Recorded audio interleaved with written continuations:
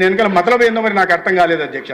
ఆ కమిషన్లు ఏమన్నా పోతాయని బాధలో ఉన్నారో ఏమో తెలియదు, కానీ అంత తీవ్రంగా స్పందించి టెండర్లు రద్దు చేస్తాం, రానివ్వము, మీరు ఈ 4 ఏళ్ల తర్వాత కాదు కదా, ఇంకో 40 ఏళ్ల తర్వాత కూడా అధికారంలో రారు, ప్రజలు మీ గురించి తెలుసుకున్నారనే విషయాన్ని అర్థం చేసుకోవాలి.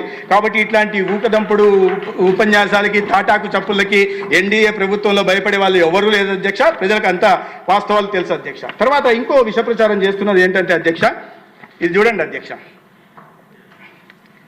10 ఏళ్ళు సీఎం, ఒక్క వైద్య కళాశాల తేలేదు, అది చంద్రబాబు ఘనత అధ్యక్ష. వీళ్ళు మరి ఏ లోకంలో ఉన్నారో ఏమో, అసలు తెలుసా లేదా వీళ్ళని ఎవరు గైడ్ చేస్తున్నారో ఏమో నాకు తెలియదు అధ్యక్ష.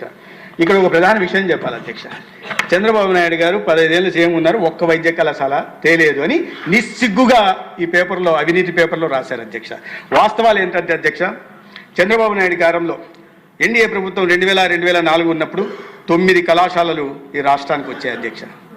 చంద్రబాబు నాయుడు గారు ముఖ్యమంత్రిగా ఉన్నప్పుడు, 2000 వాజ్పేయి గారు ప్రధానమంత్రిగా ఉన్నప్పుడు 9 మెడికల్ కాలేజ్, వైద్య ప్రైవేటు గవర్నమెంట్ సెక్టార్లో 9 మెడికల్ కాలేజీలు వచ్చాయి అధ్యక్ష. మళ్ళీ 2014-19 మధ్య అధికారంలో ఉన్నప్పుడు మళ్ళీ 6 కళాశాలలు వచ్చాయి అధ్యక్ష. ఇప్పుడు 2024 మళ్ళీ వచ్చిన తర్వాత 2 కళాశాలలు వచ్చాయి. వెరసి మొత్తం 17 వైద్య కళాశాలలు, మెడికల్ కాలేజీలు ఆంధ్రప్రదేశ్కి వచ్చాయి అధ్యక్ష.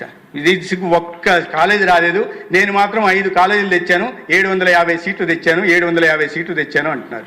ముఖ్యమంత్రి చంద్రబాబు నాయుడు గారు ముఖ్యమంత్రిగా ఉన్నప్పుడు అధ్యక్ష, మొత్తం రాష్ట్రంలో ప్రైవేటు ప్రభుత్వ కళాశాలల్లో వచ్చిన సీట్లు ఆయన హయాంలో 38,575. జగన్మోహన్ రెడ్డి గారు వినండి, గుర్తుపెట్టుకోండి, మీరు 5 సంవత్సరాల్లో కేంద్ర ప్రభుత్వ సహకారంతో కళాశాలలు నిర్మించకుండా పూర్తిగా విస్మరించి కేవలం 750 సీట్లు మాత్రమే అరకొర వసతులతో తెచ్చి నాణ్యమైన వైద్య విద్యకు రాష్ట్రంలో పేదలను దూరం చేశారు విద్యార్థుల్ని.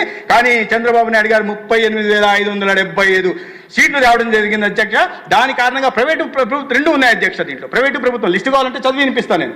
దాంట్లో 22 ప్రైవేట్ కళాశాలల్లో కన్వీనర్ కోటా కింద 50% కన్వీనర్ కోటా కింద 22,575 ఉచిత సీట్లు వచ్చాయి అధ్యక్ష.